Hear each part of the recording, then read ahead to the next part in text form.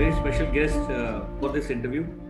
The aim of these interviews and talks are to motivate the youngsters, to motivate even the serving people, parents, and giving them a very clear and honest picture by getting domain specialists to talk to us. English रखेंगे भाषा ताकि ज़्यादा से ज़्यादा audience हमारी इन बातों को समझ सके, सुन सके। आज हमारे साथ में एक बहुत ही स्पेशल पर्सनैलिटी है। I hold her in very high regard. Reason is जो कोऑर्डिनेटर तुलिका हैं, उनका हम 3 पार्ट्स में इंटरव्यू रिकॉर्ड करेंगे कि उनकी एक पर्सनैलिटी की अगर आप देखें तो 3 बड़े-बड़े हिस्से आते हैं। एक एयरफोर्स ऑफिसर हैं और एक एवरेस्ट क्लाइंबर हैं। मतलब अगर मुझसे पूछा जाए एज अ फुल कर्नल भी मैं किन लोगों को बहुत हाई रिगार्ड में रखता हूँ, तो जो एवरेस्ट चढ़ते हैं, कोई भी हो, सिविलियंस हो, फौजी हो, और ये तो फौजी महिला हैं जिन्होंने अपनी लाइफ में बहुत अचीव किया है, वो एक इनका जो आर्मी लाइफ है एक हिस्सा है।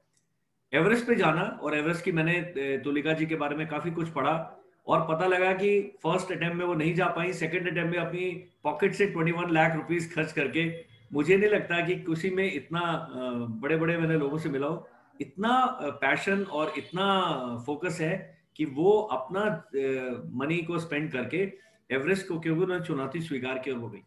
और जो तीसरा बहुत ही सबसे इम्पोर्टेंट चीज है कि अब वो एक सिविल सर्वेंट बनने की राह पर बहुत आगे निकल चुकी है। यूपी सिविल सर्विसेज उन्होंने क्लियर किया है, आईएएस का एग्जाम दिया है, यूपी सिविल सर्विसेज का इंटरव्यू भी दिया, और उनकी पर्सनैलिटी देख के मुझे कोई डाउट नहीं है कि she will clear both interview for UP civil services and even IAS. So welcome Tulika. I will call you Tulika only. You are much younger to me in age, and to this session we will record it in 3 parts so as to make it easy for the audience to absorb. So पहला सवाल बहुत ज्यादा हम नहीं करते, हमें आप अपने बारे में बताइए, अपने परिवार के बारे में बताइए, और आपने कहाँ पढ़ाई करी, कैसे करी, वो थोड़ा हमारे जो ऑडियंस है उनको बताएं। So first of all, thank you so much for giving me this platform to connect with your audience and the defense aspirants also, because this is a field very close to my heart. I myself have been in Forge and you have been, and now it is a privilege to inspire others to join forces. So thank you so much for giving me this opportunity. And now coming to your question, sir, about my family and my education. I did my graduation from RG College, Meerut, and I always see, thereafter I did my MA from Shri Dev Suman University, Uttarakhand. Then I have gone on to do my UGC NET also. And now I'm pursuing my PhD on Sherpas of Nepal. Again, the topic is related to mountaineering, but I would be tracing their history as well as the impact of mountaineering as a commercial activity on their socio-cultural life. So this is about my education. And I also feel that education should be of 2 kinds. One is your theoretical education. Another is the practical education. So for theoretical education, I have just told you, but my practical education has come from nature a lot, because I have been a child who has observed nature right from my childhood. I have observed clouds and also the sky, the rivers. These have been my inspirations. In my life, I have thought that theoretical education can get you to a limited point. Perhaps you can get a job by that. But practical education is more important, because that makes you a good human being. So I would advise all the aspirants right now also, along with their books, they should also look around and try to imbibe certain lessons from nature. Because being a human being, good human being first, is very important. And then you can become a successful person also. Very nice. Even this is learning, though I am also a very good observer, but I keep observing people. When I am driving and when you go on trekking and I go for walk, I do connect with nature. But you rightly brought out that सीखने के लिए केवल किताबें ही बहुत जरूरी नहीं है, बहुत और चीजें हैं जिनसे हम सीख सकते हैं। एक बहुत अच्छा रोल हमारी लाइफ में हमारे पेरेंट्स प्ले करते हैं, सभी की लाइफ में। लेकिन जिस तरह से आप अचीवर हैं, तो मैं जानना चाहूंगा कि आपके पेरेंट्स ने, आपके सिबलिंग्स ने, ब्रदर सिस्टर ने, आपके फ्रेंड्स ने और टीचर्स ने क्या रोल प्ले किया है to make Tulika such an achiever? So the first, जैसे कहते हैं कि पहली पाठशाला तो घर ही है, तो मेरे केस में भी एक सच्चाई है। मेरे पेरेंट्स हमेशा से बहुत ही सपोर्टिव रहे हैं, और जैसा कि हमारी सोसाइटी में ही नहीं बल्कि बाहर की सोसाइटीज में भी हम देखते हैं कि थोड़ा सा एलिमेंट जेंडर डिस्क्रिमिनेशन का रहता है, लेकिन I have been very fortunate not to experience it in my family, as well as my parents have had a very progressive kind of an attitude that they have given me full support and full liberty in taking my decisions. So this is very important. Why I hold my parents in regard, very high regard, is that they have given me the autonomy to take my decisions of my own life. So be it the choice of education, that first I went into graduation, later on I decided to do my MA in history, and I decided to go in Forge, which is not a very conventional field for women even today. So my parents have been a very rock solid support for me in this. Even my friends and my siblings, they have been very supportive of it. I would also give credit to my co-workers, my course mates, my colleagues in Indian Air Force, because when I was preparing for Mount Everest and later on my various 23 expeditions, and I used to go for my expeditions and all, they used to do my share of work without any complaints. Rather, they used to be very encouraging. Even today, when we meet them, they are like, you are a matter of pride for all of us. So I always believe that whenever we achieve something, it is not an individual's achievement. It is an achievement of the culmination of efforts of the parents, of the siblings, of the friends, of the society at large, of your colleagues, and everybody who has motivated you. There are n number of people who I can count their names here over, but the time would fall short. But I convey my regard from this platform to each one of them who have helped me in my downtimes. Because there are times when you are in the pursuit of a very high goal, there are times when you will be frustrated and you will feel that perhaps you are not meant to do this. Then comes the role of these people who support you. And when I was standing on the top of Everest, sir, I paid my gratitude to each one of them without taking their names, but all of them know, I suppose I know in my heart who all they are. So really very grateful to everybody. So जैसा तुलिका जी ने बताया कि parents का, उनके दोस्तों का, उनके colleagues का, टीचर्स का, सिबलिंग्स का बहुत बड़ा रोल है. तो मैं, क्योंकि I am a writer also, I want to emphasise that we must invest in our relationships. हमें अपने पेरेंट्स के साथ, आजकल हम देखते हैं कि बहुत छोटे छोटे परिवार रह गए हैं, हम दादा दादी से बात नहीं करते, पेरेंट्स से भी कई बच्चे बाहर रह गए हैं तो वो बात नहीं कर पाते और हम भूल जाते हैं what role they have played in the life. So parents have got a major role. And I am not, I have a daughter who is in class 8 now, and inspired from women and girls like Tulika, हमने पूरा freedom दिया है to choose their career, to pursue their passion, and you are a very well educated person, that is all visible. I want to thank your parents also and your colleagues on your behalf also to have motivated you to achieve what you have achieved. Now the question which a lot of defense aspirants or especially the women and the young girls would have is, why Air Force? What motivated you to say कि यार ये कर लेते हैं? और it's not like you yourself, it's not a very conventional option. Everest तो खैर बहुत बात की बात है, पहले तो पंगा लेने वाली बात है कि मैं Air Force में जा रही हूँ. So you tell me in your own this thing, why Air Force? Sir, I suppose the seeds were already there when I was a child.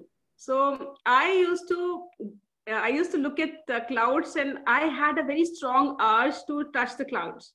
And because we were children, so we used to think that perhaps the cloud is sitting 2 or 3 roofs away from our house. So if I climb onto the neighbor's house and then adjacent neighbor's house and then adjacent neighbor's house, so perhaps if I climb the roofs of 2 or 3 of my neighbors, the cloud is sitting on that edge.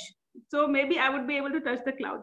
So this was the motivation, I suppose, which spurred me on. Later on in my graduation, I joined NCC, though that was Army Wing because that was the only thing available in our college.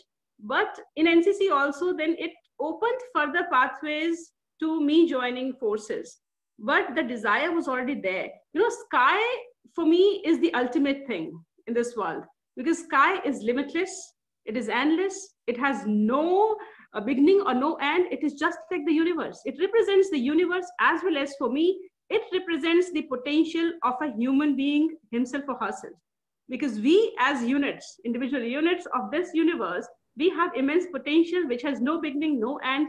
Only the limits are in our own minds. And sky for me symbolizes that potential of a human being, the capabilities within us. So that is why it was quite natural that I was attracted towards the sky to explore my own potential in life.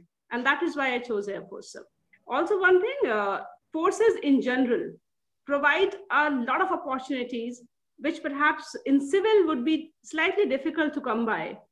So it gives you a lot of confidence, a lot of exposure, opportunity to travel. That was also one major factor that I chose armed forces, because I love to visit new places. India itself is such a beautiful country, and its people, they have so much of diversity in every aspect. So I thought that forces would give me that opportunity also, which they amply provided. So that is why all these factors propelled me to join forces. So I must confess here that even when I joined India, the motivating film was Vijeta, old Vijeta, Kunal Kapoor wali, which was about NDA and Air Force. But I am this thing scared of heights, and I actually not very comfortable in the sky. But notwithstanding, I've been a ground soldier, so we are actually बड़ा अच्छा लगता है जमीन पे पैर रखे. But you have a different philosophy, and I am sure the girls and the audience, whoever watches this interview, are going to draw a lot of inspiration, because I am going to share it with maximum possible people, because our aim is to inspire people. Now, how do you physically prepare yourself academically? You have already said that you have been a good student. There's no shortcut to studies also, and psychological preparation. होता क्या है, everybody dreams कि मैं Air Force चल जाता हूँ, Army चला जाता हूँ. But since I've been a company commander in IMA also, and I've seen that some of the people do not have the will and the psychological makeup, and they tend to give up, they tend to lag behind and all that. Being a girl, and when you joined Air Force, that was the time when things were not this easy, or this environment was not this open. So how did you prepare yourself? So psychologically, I would say that one has to be prepared to take risk. This is the biggest game changer in anybody's life. If you can put everything at stake for whatever you want to have in life, I think that thing would materialize certainly. So, but we are many times afraid of taking that risk and losing whatever stability, security we have in our lives. So one factor is this. I would like to tell the aspirants, if they want to join armed forces, the number one thing is that they should be ready to take risk in their life and put at stake whatever they have, and be ready to lose it and begin from scratch. Another thing is leadership, that is very much talked about, but leadership has its own nuances. If you can take initiative in a situation in which nobody is coming out, because it is a dangerous and uncertain situation, but if you are the person who can come out and stick out and look different from the crowd, I suppose forces are for you. Another thing is team spirit, because forces, like movies, they're not one-man army. One person may inspire soldiers to die for the motherland, that's okay. But ultimately, the battles are won by the team. And we observe this in the Defense Forces personnel, be it officers or men. Whenever we win, it is a combined victory. So that is what I believe in, team spirit. And these virtues, they do not come overnight. Like you today decide that I want to join forces, and you say, okay, I'm putting these 6 months for the preparation and I would become like an officer. It doesn't happen so. You have to live these virtues all your lives in your day-to-day practices. So that is what I would, that is what I would guide these aspirants, that start feeling like an officer, an armed forces personnel from within. Whatever situation is coming in your life, ask yourself, if I were a Fauji, what would I do? And do that. Then automatically, if you have these virtues, these ingredients in your personality, there would be no problem in impressing the interview board also, because you yourself have imbibed those values which they're looking for. So, Tulika, I must compliment you in your courage of conviction. The audience should know that she's a TEDx speaker, and the way she speaks, even a person like me at 50 years of age feels now motivated and recharged. Compliments to you, Tulika. And very, very nicely you said that it is not a short-term goal that we set for ourselves. Being an officer is a lifetime passion. And from day one, the day you decide you should start behaving that way, I think ये बहुत अच्छा सबक है, अच्छा take away है इस talk का, कि आप अंदर अपने वो जज्बा पैदा कीजिए, तभी आप अचीव कर पाएंगे। केवल प्लान करने से, केवल केवल सुपरफिशियल तैयारी करने से शायद हम वो नहीं अचीव कर पाएंगे। Very nice this thing. आप बहुत छोटे उसमें बताइए कि क्या मेजर हर्डल्स आपने फेस करी। अभी हम केवल क्योंकि एयरफोर्स की बात कर रहे हैं, जब आप प्रिपेयर कर रहे थे तो फिजिकली आप क्या करते थे, what was your routine like, so that the girls and the youngsters, even boys, will take inspiration, and you should give them a time frame. Like it is not people think, sir, I will take a 4 months mentoring package or coaching and I'll be through. I say at least give 2 years, 3 years, prepare yourself well, start early, and that is how you should go about it. So let's hear from you. What hurdles did you face and how did you overcome them? The first hurdle was the physical preparation, sir, because I had been a very studious person all my life. Right from the time that I started studying, I used to study, say, 14 hours a day. And that is how I topped my district in 10th, 12th, as well as I had 16th place in university merit list. So I was a person who was always with books, and I used to write and read a lot. But when I decided to join forces, I thought that physical fitness is a must, and then I should invest in it. So I began from the scratch. I never knew how to run or how to do these exercises, but I prepared myself to do this because I believe that nothing is impossible if you set your heart to do it. So I started training under a coach. I started going to a sports complex, which I had never been to earlier in my life, but I took that initiative and I trained.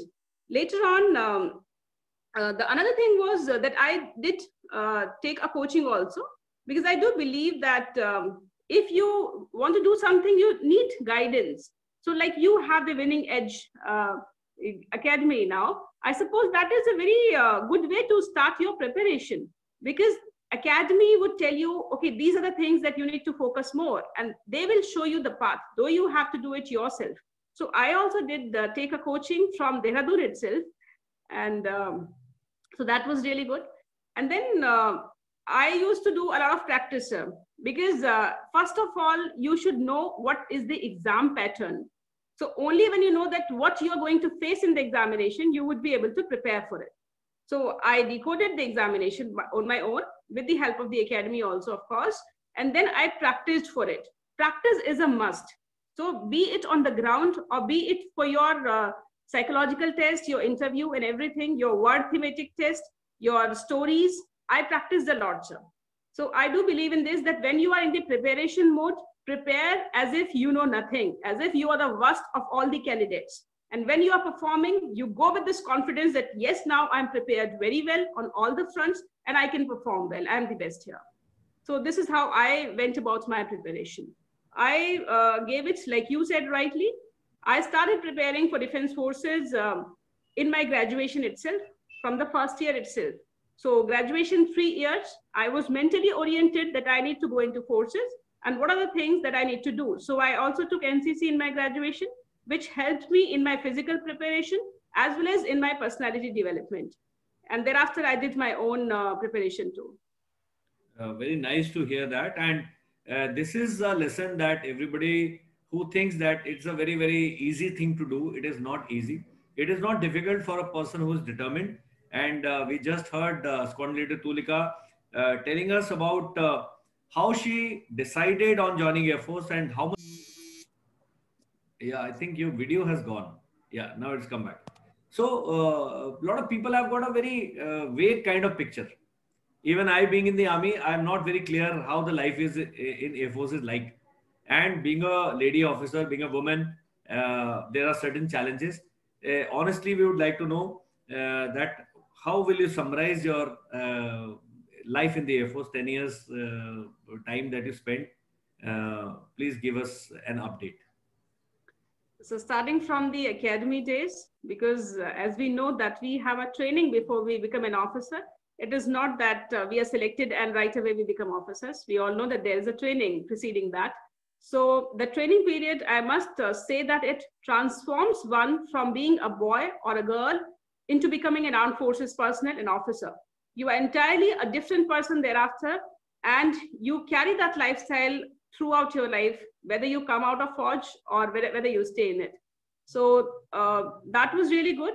And I would say that despite me starting my physical activities very late in my life in graduation, I did quite well over there also, because I used to choose a person who is slightly better than me, be it in studies or be it on the ground. So I would ally with that kind of a person so that I can stretch my limits further and I can improve in my performance. So I topped in my administration branch in the junior term. I'm so sorry. I'm so sorry. There's a call. I'm so sorry. Yes. So the junior term went well, and on the senior term, I went on to become an appointment cadet. Then after doing my training, I was posted as an air traffic controlling officer, because my branch was administration and the sub branch was ATC, air traffic controlling. So my 3 postings initial were as the ATC officer. The first posting was at Indo-Bhutan border in Hashimara. That's a very beautiful place. The second posting was in Jamnagar, that is on the Indo-Pakistan border. And third posting was in Lucknow, Bakshi Ka Talab. Then my fourth tenure, the fourth posting was as an outdoor training instructor in Air Force Academy.